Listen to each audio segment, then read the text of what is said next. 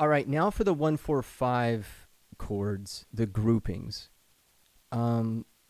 Again, to get better faster, it's always good to go for solid fundamentals.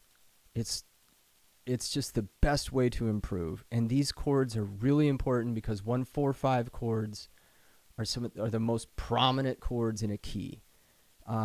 You'll see these chords all the time. It doesn't matter what style of music you play. You need to know how to find your 1-4-5 chords. So I laid these out with no capo, and the idea is play the A chord. I don't want to get too much into theory in this. There are some people that know theory. There are other people that just don't at all. There's another course I have for that, the music theory course. So whether you know theory or not, it's okay. But what you want to start doing is seeing how these chords relate to each other when we play them. So when I play this A chord, I know my root is on the 5th string and the 3rd string. That's my one chord in the key of A.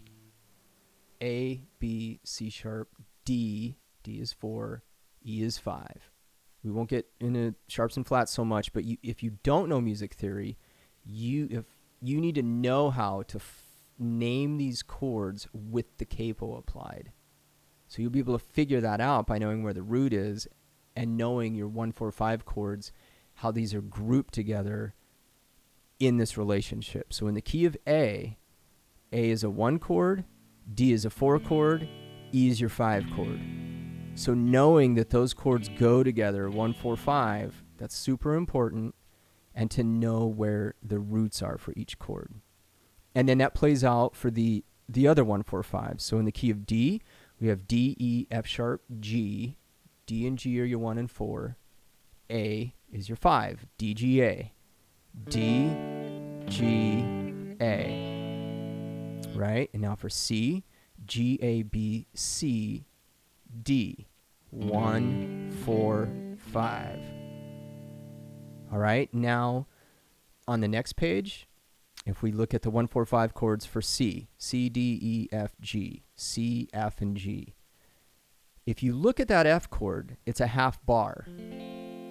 That half bar is based on your E chord, just moved up 1 fret. So if I take this E and I move it up, I'm playing a full bar F.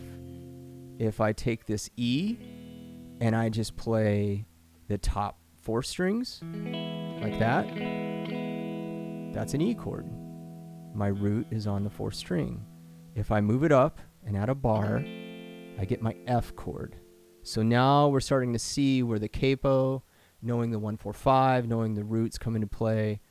Because if I'm going to play C and I jump to my F, my 4 chord, and then G is my 5 chord.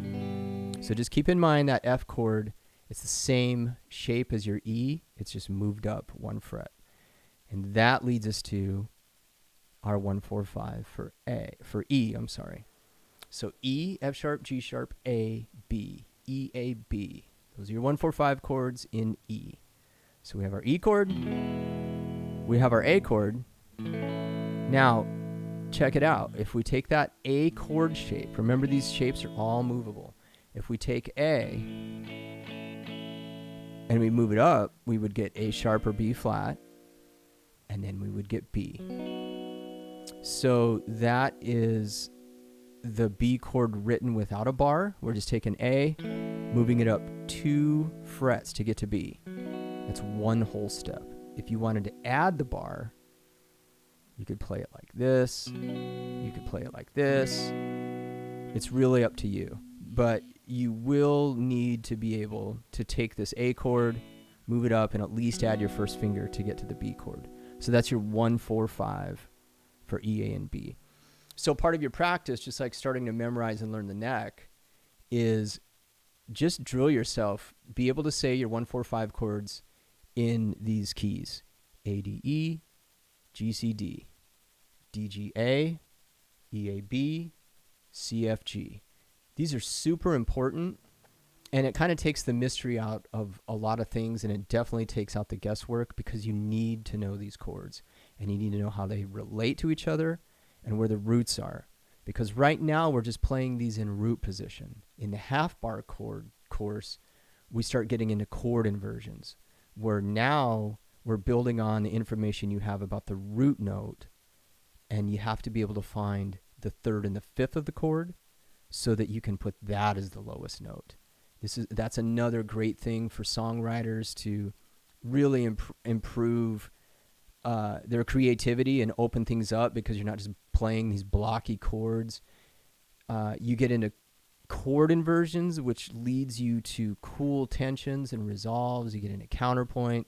So again, for the songwriter or the rhythm guitar player, this stuff is super important, and it doesn't just come to you. Like, you're not just naturally born with this knowledge. We all have to learn this. So the sooner that you just accept, hey, I need to know where the roots are, I need to learn the neck, and for right now, even if I don't know music theory and I don't know the why behind this, I just need to know what my 1-4-5 chords are, because later we're going to take these groupings, we're going to move them across the guitar neck, and we will play in B flat. We will play in the key of F sharp. So being able to find your root, knowing how these chords relate to one another, moving the capo around, you'll be able to discern what key you're in and what chord to play in that key as a 1-4-5. All right, see you in a minute.